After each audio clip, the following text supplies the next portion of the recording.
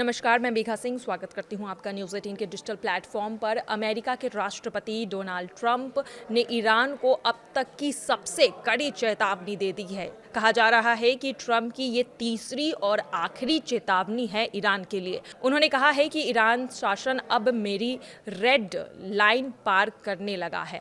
यह चेतावनी ऐसे समय में आ गया है जब ईरान में सरकार विरोधी प्रदर्शनों पर कार्रवाई तीसरे हफ्ते में प्रवेश कर चुकी है और मौत का आंकड़ा लगभग 500 से ज्यादा हो चुका है। व्हाइट हाउस में पत्रकारों से बात करते हुए ट्रंप ने कहा है कि कुछ लोगों की मौत हो रही है जिन्हें मारा नहीं जाना चाहिए था। उन्होंने ये भी कहा है कि अमेरिका इस स्थिति को बहुत ही गंभीरता से देख रहा है।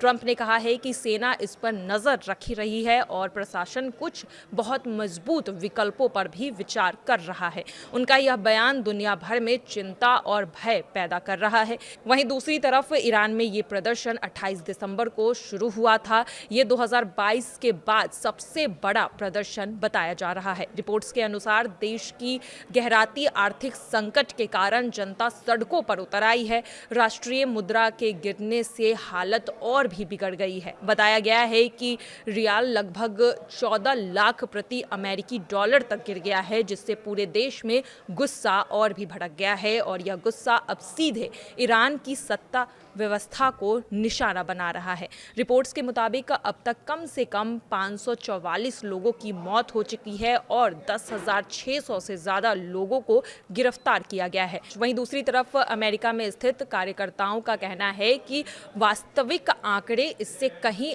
अधिक और हो सकते हैं, क्योंकि व्यापक इंटरनेट बंद के कारण स्वतंत्र पुष्टि संभव नहीं हो पा रही है। रविवार को ट्रंप ने दोबारा चेतावनी दी थी। एयरफोर्स वन में पत्रकारों से बात करते हुए उन्होंने कहा था कि प्रशासन अपनी प्रतिक्रिया पर गंभीरता से विचार कर रहा है और बहुत मजबूत विकल्पों पर नजर रखी जा रही है। उन्होंने ये भी कहा है कि जल्द ही फैसला किया जाएगा। राष्ट्रपति को मंगलवार यानी कि 13 जनवरी को उच्च स्तरीय ब्रीफिंग मिलने वाली है, जिसमें सैन्य, साइबर और प्रतिबंधित आधारित विकल्पों पर भी चर्चा हो सकती है।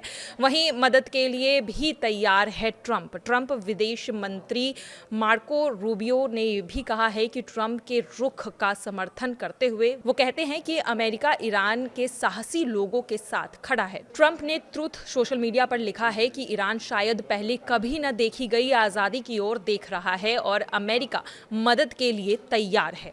ईरान के भीतर हालात और भयानक होते जा रहे हैं।